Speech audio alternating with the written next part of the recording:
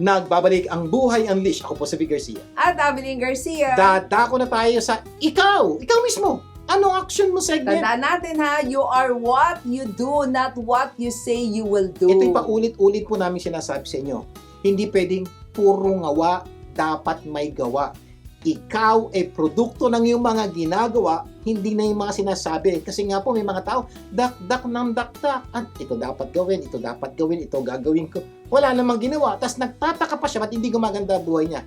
Because you're a product of not what you say, it's what you do that change your life. Sa segment na ito, hahanapan natin ng aksyon ang mga sitwasyon na nangangailangan ng solusyon. Yan, anumang sitwasyon nandun po kayo, may solusyon yan. Kaya lang kung minsan hindi nyo alam. Kaya dapat hahanap tayo at kailangan po magtulong-tulungan tayo para makahanap tayo ng aksyon sa anumang sitwasyon na meron po kayo. Ang sitwasyon natin sa araw na to ay ano-ano ang magandang aksyon kung hindi na masaya sa trabaho mo. Yan. Sir Vic, ikaw, anong aksyon mo? Okay. Ano-ano magandang aksyon kung hindi ka na masaya sa trabaho mo? Magandang tanong yan. Dahil sa totoo po, napakarami pong empleyado ngayon ang hindi masaya sa trabaho at nag-iisip na kung anong magandang aksyon sa kanilang sitwasyon. May mga taong nagbabalak na po mag-resign. Yes. Yan po, isa sa nakikita nilang solusyon sa kanilang problema.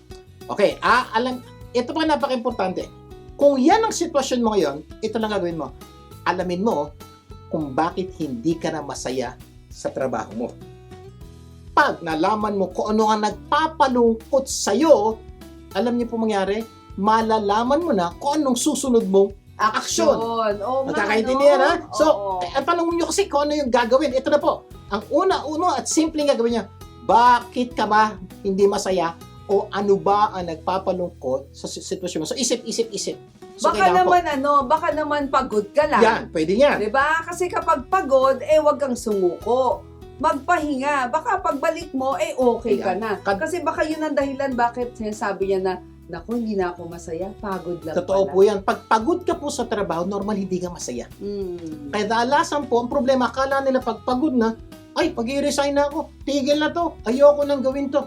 Please, identify, pagod ba ang dahilan ba't di ka masaya? Isipin mo, pasok ka ng maaga, gigising ka ng maaga, matatraffic ka, pagdating sa opisina, pagod ka, pag-uwi mo ng bahay, matraffic ka na naman. Kaya pagod ka na. At dahil doon, ayoko na, tigil na to. Yung po panalangin natin minsan. Kung yan po ang problema nyo, we have a good news. May solusyon yan. Ang unang solusyon, Power nap. kapag pagod, magpahinga. Yeah, o kaya mag-power nap ka, o kaya mag-file ka ng vacation leave, magbakasyon ka, mag-relax ka, magpamasahe ka. Diba? Yun po, isang bagay po. Oo. Kung napapagod ka sa biyahe at sa trabaho mo, tama po yung sinabi ng Ameline. Pwede pong power nap. Kung meron kang 15 minutes break, okay? AM break. Kung pwede, kumisa ka na muna kumain. Kumisa kasi kakakain mo lang naman ng breakfast. Ba't hindi mo i-power nap yung 15 minutes? Alam niyo, yung 10 to 15 minutes na pumikit ka, pag-isip mo, huy, lalo na pag lunch break, mahaba-haba yun. May 1 hour, iba 30 minutes ang break. I-power nap mo yun, kumain ka na mabilis, tapos power nap mo, mararamdaman mo para bang, iba feeling ko pagkatapos kong matulog.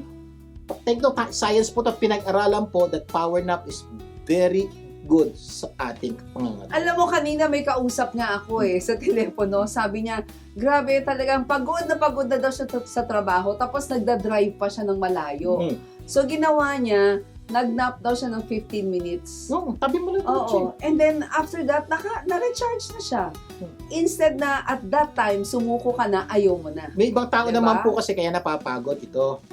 Kaya bahay papuntang opisina. Ano ginagawa? Tingin ng cellphone. Tapos taka siya, ba't pagdating na opisina, pagod siya? Pagod na. Ba't hindi ka matulog sa biyahe? Oo. Pauwi, ganun din kami po. Dati, sumasakay po kami ng bus, dati tulog lang ginagawa mo kasi wala ka ba? Dahil may cellphone na ngayon, pwede manood ng movie. Napapagod ka kuminsan po. Isang tabi niyo muna yung cellphone. Ipahinga niyo po yung oras na yon. Makikita niyo, ang laki po ng pagbabago sa inyo, pakiramdam at malamang di na kayo malungkot. O baka naman may nakasamaan ka ng loob. Diba? Kaya Dagdag ko lang sinasabi, kanina, hindi ka na masaya. kung minsan pagpagod yun, mag-vacation leave, pwede ka pong... Yes, na-mention ko nga kanina. Pwede nyo pong gawin yun, Oo. pwede huwag kayong pumasok muna ng Sabado. Bakasyon, oo. Magbakasyon, pahinga ka na sa 2 araw, malaki po ang tulong nun at pagbalik mo, baka masaya ka na. Oo. O, ito naman isang problema. Ito, isa, bakit ka hindi na masaya? Baka naman meron kang nakasamaan ng loob Yeah. sa opisina, di ba? Boss mo, o kaya subordinate mo. Kapag masama ang loob, edi itama ang loob, Yeah. di ba? Kung kailangan magpatawad. Kung kailangan humingi ng tawad, edi humingi ng tawad. Kapag tama ang loob mo, malamang sasaya ka na. Kaya nga, Gaya nung dati. sabi nga po ni Mama Abilin, sama isahin ko na Mama Abilin, pag masama ang loob, itama ang loob. Yes. Ano man ang sitwasyon mo, galit ka, inis ka, normally pong, kung po niya, masama loob mo eh. At kadalasan po, ang kailangan po sa sama ng loob, pagpapatawad. Yes. Patawarin mo yung taong nang inis sa'yo, nagpasarkay sa'yo, nang down sa inyo, nagpaya sa'yo. At dahil po itong mga bagay na to, parang feeling mo, ayoko na trabaho ito, hindi na ako masaya. Hindi po. Ang ugat po nun kasi, hindi ka mapagpatawad. O kaya, may nagawa kang mali at every time makikita mo yung taong yun, parang nahihiya ka. Parang napapagod ka pag nakikita mo siya dahil alam mo may kasalanan ka. Ano mangyayari doon? Hindi ka na masaya. Tama. Eh, anong solusyon? Eh, humingi ka ng tawad. Alam niyo po, pag ginawa niyo, bigla na lang, okay naman pala ako sa trabaho ko. Yes. Hindi naman pala ako dapat mag-resign. Kasi po, pag nag-resign po kayo, ang laki po ng mga bagay na magbabago sa buhay niyo at di ka sigurado sa pa nag-resign ka, maganda yung pupuntahan mo. Or baka naman kaya ka hindi masaya, may Yeah. financial pressure Yeah. ka. Kinakapos ka sa pera. Madalas naging sanhi ito ng kalungkutan sa trabaho, di ba? Ang dapat mong gawin ay ihiwalay mo ang problema mo sa pera sa trabaho. Yan. So, Kasi baka lalong lumaki ang problema. May problema ka na sa pera, baka mawalan ka pa ng trabaho. Alam mo bang pwedeng maging masaya sa trabaho kahit na may problema ka Yeah. sa pera? kadalasan po, ang dahilan bakit may mga taong malungkot, po, habang nagtatrabaho, ano pambayad ng kuryente, pambayad ng...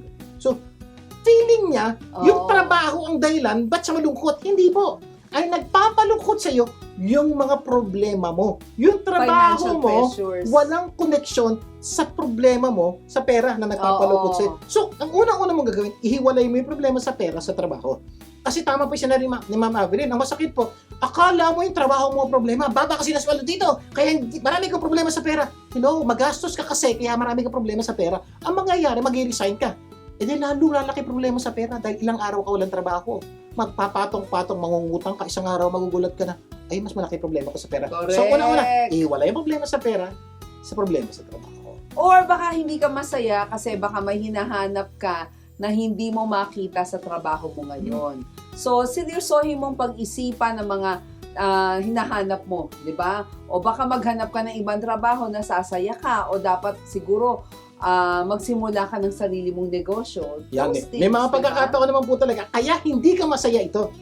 May hinahanap ka na hindi Nawala mo doon. makita. Oo. May gusto mong maramdaman na hindi mo maramdaman sa trabaho mo. May mga pagkakataon pong ganon. Pag ganon po ang sitwasyon, baka pwede mo nang i-consider maghanap ng ibang trabaho o baka naman ang puso mo ay talagang gusto mo na magnegosyo. So, seryosohin mo, sabi nga mabili, seryosohin mong panalangin, pag-isipan, Lord, at panalangin. Ito po importante, Lord, mag-i-resign na ba ako? Tatayo ba ako? Ano ba yun? So, hingin mo po yung tulong ng Diyos sa sitwasyong ito, makakatulong po. Tama sinabi mo. Bago ka gumawa ng anumang malaking desisyon, Lalo na yung pag-resign. oo, humingi ka ng gabay sa Diyos na nakakaalam ng pinakamaganda para sa buhay mo. So, sa mga pagod na sa trabaho, hindi na masaya sa trabaho, yan po yung mga bagay na pwede nyo. O, recap lang ha, ano magandang aksyon kung hindi ka na masaya sa trabaho mo. Simpleng-simple, alamin mo kung bakit hindi ka masaya. Pag nalaman mo na kung bakit hindi ka masaya, solusyonan mo yon. At kadalasan po, hindi resignation ang solusyon pag hindi ka na masaya sa trabaho. Yes. Malamang hindi namin alam kung bakit ka malungkot sa trabaho. Pero anuman ang iyong dahilan, kailangan mo itong malaman. Kapag alam mo na yung dahilan, madali mo na itong masusolusyonan. Kung kailangan mo pa ng dagdag ng tulong, please itanong mo lang sa amin, padala lang kayo ng message sa aming YouTube channel or sa Facebook account ng Buhay Unleashed. Sana marami kayong natutunan sa ating mga pinag-usapan. Mamaya, sa itanong mo lang segment, pag-uusapan natin ano-ano ang dapat gawin para mas mapaganda ang pagsasama ng mag-asawa. Magbabalik pa ang Buhay Unleashed. Diyan lang kayo.